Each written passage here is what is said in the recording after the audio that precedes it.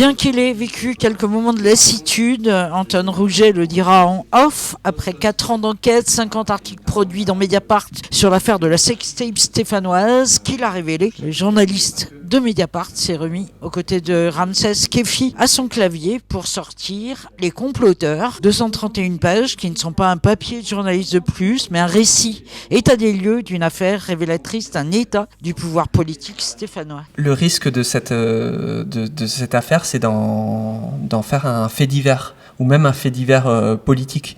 En réalité, ce scandale, c'est un fait politique. C'est une histoire d'abus de pouvoir, d'élus qui ont un sentiment de toute puissance et qui ont une stratégie de prédation.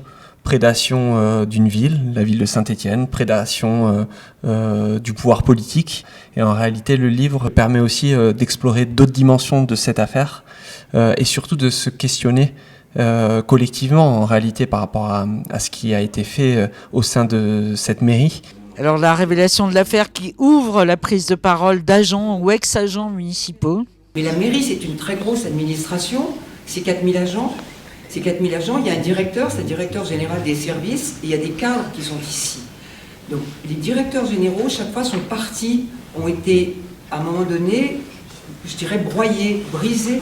Il y avait un réel malaise dans la mairie. Ce qui me frappe depuis plus de 3 ans, c'est le nombre de témoignages que je reçois, notamment d'agents ou d'anciens personnels de la mairie ou de la métropole, en fait, pour me dire merci, parce que vous mettez en lumière et en exergue, à travers cette affaire, ce qu'est la violence institutionnelle, la violence en politique, dans les collectivités territoriales, et ses conséquences. Une trame de lecture des comploteurs perçue comme précieuse pour les lecteurs. Oui, pour moi c'est précieux parce que c'est toujours intéressant d'avoir un peu de recul aussi sur l'affaire, parce que maintenant qu'elle est passée, maintenant qu'il y a eu quand même une condamnation de poser, même si bon, ça a mis du temps, de revenir dessus, de voir les implications que ça peut avoir aussi pour la société et pour la municipalité, la métropole, etc. C'est aussi une analyse de qu'est-ce que ça peut... Enfin, toutes les implications souterraines qu'on ne voit pas forcément au premier abord. C'est forcément intéressant.